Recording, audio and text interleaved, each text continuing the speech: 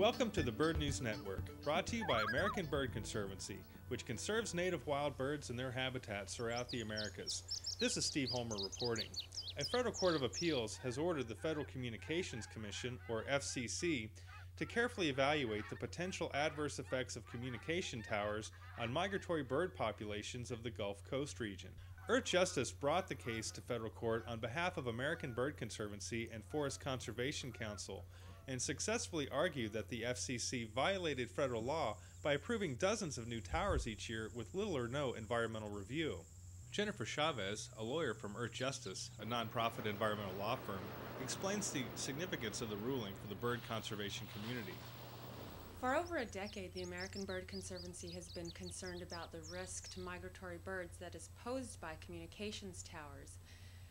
That risk has largely gone unheeded by the Federal Communications Commission, but now a federal panel of judges has agreed that there is no real dispute communication towers may pose a significant risk of adverse effects to migratory birds. This means that the Endangered Species Act and the National Environmental Policy Act require the FCC to examine the potential adverse impacts of its program.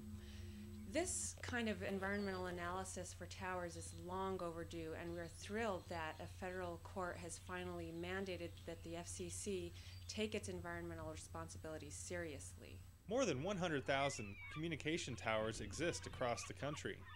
The situation is particularly critical along the Gulf Coast, a major migratory bird route, where thousands of communication towers dot the coastline from Texas to Florida. In Texas alone, there are over 10,000 of these towers. The U.S. Fish and Wildlife Service estimates between 5 million and 50 million birds are killed each year in collisions and other accidents caused by communication towers. This ruling is a victory not only for birds, but also for the bird conservation community.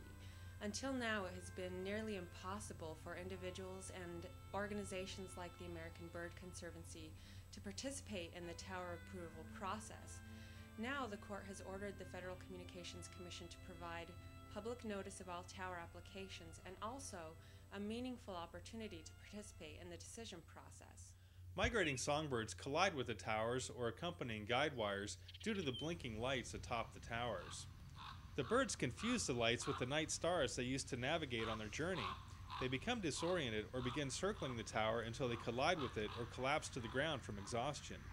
However, there are simple and affordable lighting and design measures that can be taken to ensure towers will not disorient and kill migrating birds.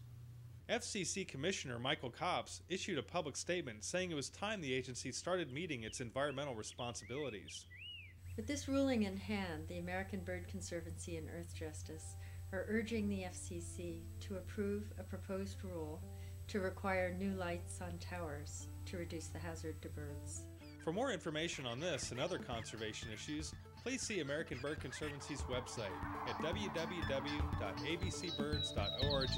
This is Steve Homer reporting. Thanks for joining us at the Bird News Network.